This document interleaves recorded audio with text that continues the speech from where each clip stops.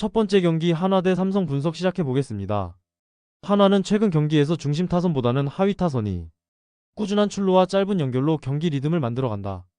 79번 타순의 번트와 슬래핑 플레이는 상대 배터리의 균형을 무너뜨리며 공격 흐름에 활력을 불어넣는다.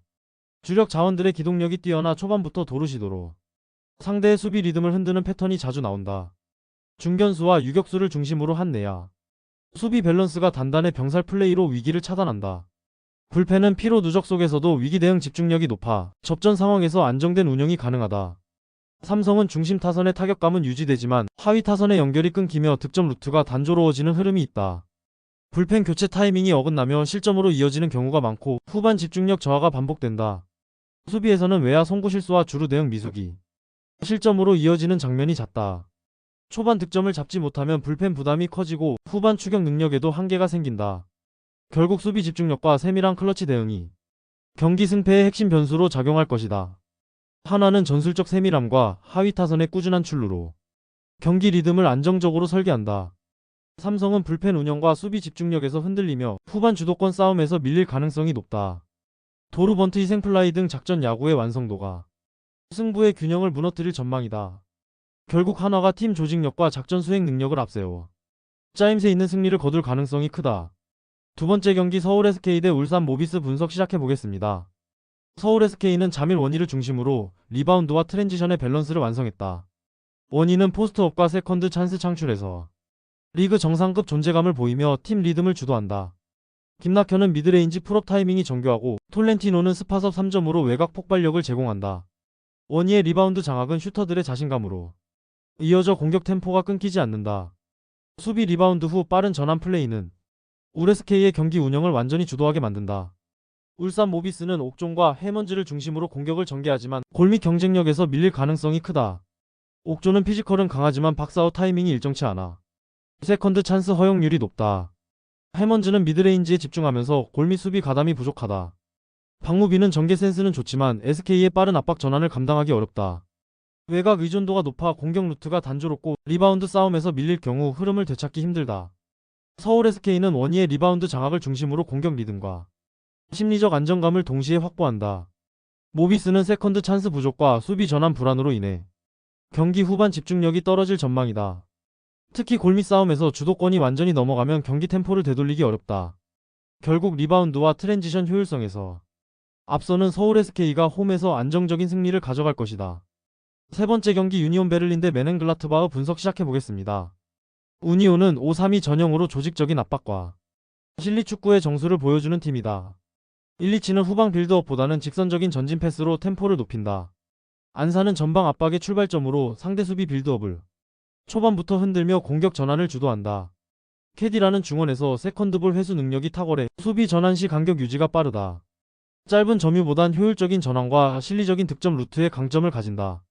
글라트바흐는 4-2-3-1 전형으로 점유 중심 전술을 선호하지만 압박 강도 높은 팀에 약하다. 타바코비치는 제공권이 뛰어나지만 압박을 받을 때 고립되는 경향이 있다. 하크는 빠르지만 수비 복귀가 늦어 측면 균형이 쉽게 무너진다. 슈테거는 패스 감각이 좋지만 라인이 좁아질 경우 전개 루트를 쉽게 잇는다. 중원과 수비 라인 간격이 벌어지며 압박 회피에 실패하면 실점으로 직결된다. 우니온 베를린은 효율적인 전환과 압박 타이밍으로 상대를 질식시킬 가능성이 크다. 글라트바흐는 점유율은 높게 가져가겠지만 실리 축구 앞에서는 효율 싸움에서 밀릴 것이다. 라인 간격과 전환 속도에서 차이가 나는 만큼 경기 후반 집중력 차이로 승부가 갈릴 전망이다.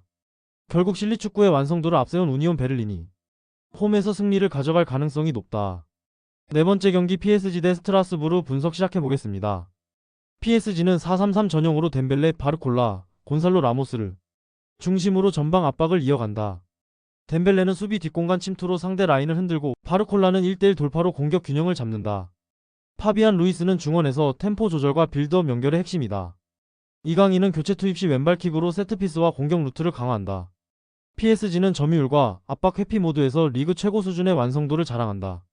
스트라스부르는 3-4-3 전형으로 수비 숫자를 늘려 PSG의 공격을 억제하려 하지만 효율이 낮다. 파니첼리는 중원 빌드업의 축이지만 압박에 쉽게 끊긴다. 파에스는 전방 압박은 활발하나 후방 복귀 타이밍이 느리다. 엘 무라베는 세컨드 볼을 노리지만 결정력 부족이 문제다. 특히 후반 체력 저하시 측면 커버가 늦어 PSG의 하프 스페이스 공략에 무너질 가능성이 높다. PSG는 전방 압박, 점유, 전환 속도 모두에서 스트라스부르를 압도할 것이다. 이강인의 왼발킥과 공격 조율은 후반 리듬을 바꾸는 열쇠가 된다. 스트라스부르는 체력 저하와 수비 간격 붕괴로 버티기 어려운 흐름이 예상된다. 결국 PSG가 홈에서 완승을 거두며 리그 선두권 입지를 굳힐 가능성이 높다. 다섯 번째 경기 미들즈브 대 입스위치 분석 시작해보겠습니다. 미들즈브러는 3-4-3 포메이션을 바탕으로 수비 안정성과 빠른 전환 속도를 모두 갖춘 팀이다. 코지 미르자 F는 후방 빌드업의 중심으로 정확한 전진 패스로 역습의 기점을 만든다. 슈크로프는 압박을 회피하며 템포를 끌어올리는 탈압박 능력이 뛰어나고 전환 리듬을 주도한다.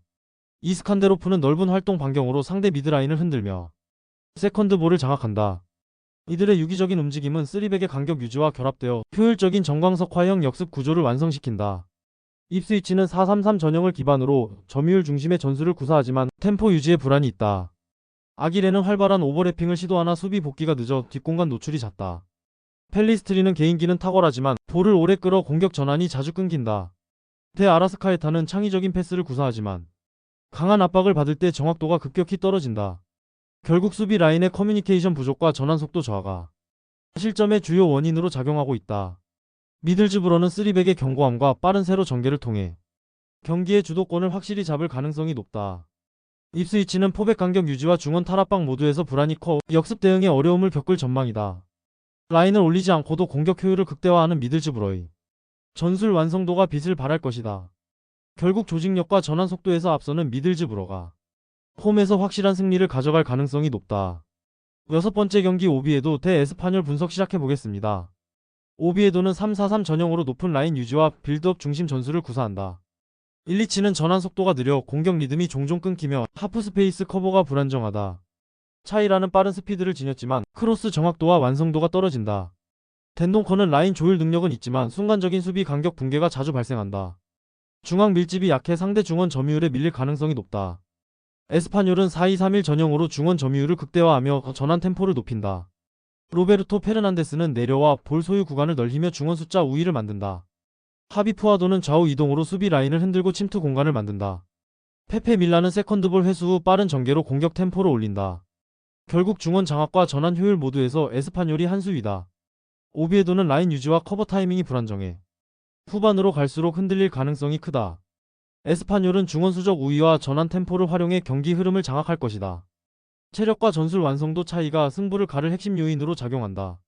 결국 볼 점유율과 경기 운영에서 앞선 에스파뇰이 승리를 가져갈 가능성이 높다.